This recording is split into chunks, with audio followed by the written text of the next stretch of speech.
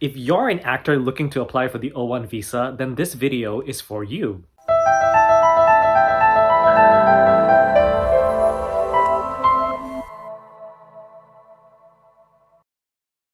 Hi everyone, this is Marcus and welcome back to my immigration YouTube channel. Today we're going to be talking about tips for actors who are interested in applying for the O1 visa. Now this isn't going to be a video where I go through like the different criteria of like what is an O1, the different things that you need in order to apply. If you're interested in that information, please check out the links below. Also like and subscribe so that you can keep up to date with the O1 visa information. So today we are going to be talking about actors and what kind of tips you need specifically as an actor in order to be able to navigate the O1 visa process. So let's get started. All right, so let's talk about tip number 1, which is to understand the differences between the film, motion picture, television category versus like the general arts category for actors. So if you're an actor that works in like films, TV, commercials, that sort of thing, you are solidly in the film, motion picture, television category. If you're an actor that does like improv, Shakespeare, anything that involves live performance, you are in the general arts category. So why is this important? So people who are in the film category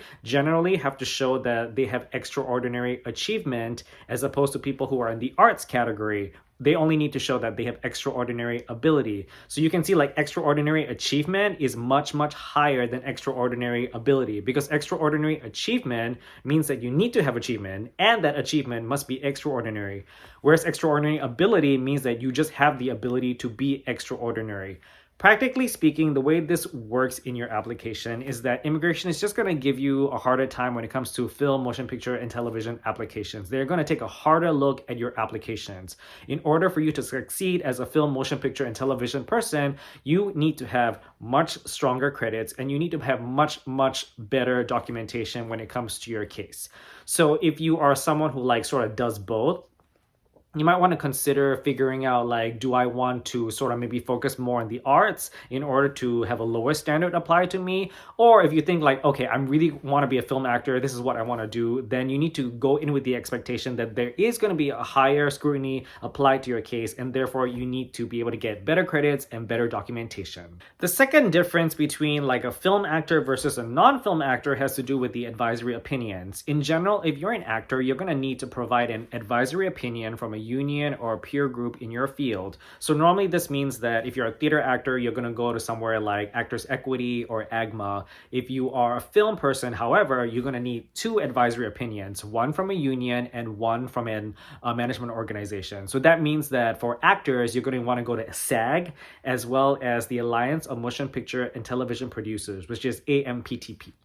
Tip number 2 for actors is to be proactive. A lot of actors, they just, they go for auditions and then they wait around for directors and producers to call them up. And then most of the time, nothing happens. So instead of doing that, and because OPT is, such a short period of time, what you want to do is get together a bunch of friends, rent a theater, produce a show, create a show together, do Shakespeare, that's public domain. You don't have to pay like the author because he's dead, but, or create like a short film or something like that. But my point is like, go out there, get your work seen in front of people, and of course cast yourself as a lead role, because that is the thing that is going to help you get through your O1 application.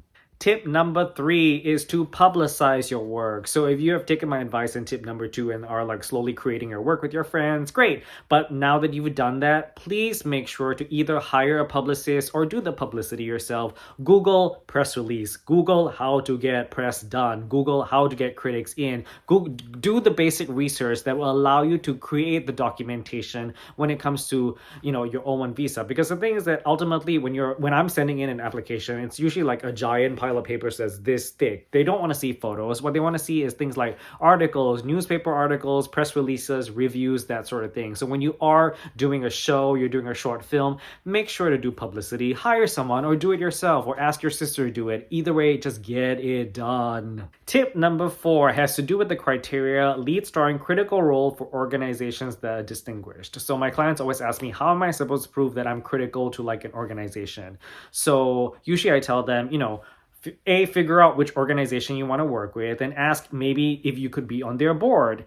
Ask if you could be a resident artist, or if they have applications for, I don't know, like a fellowship or something, ask if you could be on like the committee that reviews these applications. And then once all of that is done, ask for a letter recommendation from an organization, and then they can list all these things that you have done for the organization, proving that you've played a critical role for them. Tip number 5 is to document everything. So when you are doing a show, make sure you get a copy of the press release, the program, the posters, go online, do a Google search, take all those reviews, save them as PDFs, save them on your computer, because stuff on the internet disappears all the time. So you want to do this as you're going along. The thing about documentation is that if you did a show and there is no documentation, it's as if the thing never happened, because immigration is not able to tell, is this thing distinguished? Can they even tell if this thing is real if there's no documentation, right? So document everything, save everything on your computer, save them as PDFs ideally. That makes it so much easier to print, but save everything.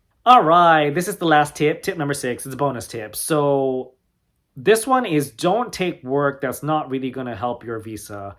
It's a little bit controversial, because the thing is that, we do things like internships or smaller roles in order to like get our foot in the door and meet people and stuff like that. And that's great from an industry standpoint, but from an immigration standpoint, smaller roles are not really helpful at all, because the criteria we're trying to fit into is lead, starring role for productions that are distinguished. If you took such a small role or like a background role, you won't even be able to use those credits as part of your visa application. So you want to be really, really careful in terms of like what kind of roles you want to take and why you are taking them for. Because at the end of the day, if you don't have enough credits, then it's going to be really, really hard for you to apply for the O1 visa in general. And OPT is such a really short and limited time. You want to maximize, that time as much as possible and not waste your time on like small things that might not help your application at all. And that is it for my tips for actors applying for the O1 visa. If you're interested in finding out more about the O1 visa in general, kindly check out the links below. Subscribe to my channel. I put in a lot of information and I break down all the different criteria when it comes to the O1 visa. And I hope to, create more of these tips for specific disciplines. Hopefully we're looking at like maybe dancers, singers. If you have any ideas, or maybe you have a specific discipline you want me to do like a tips video for, just comment down below and I will get to it soon enough. Bye!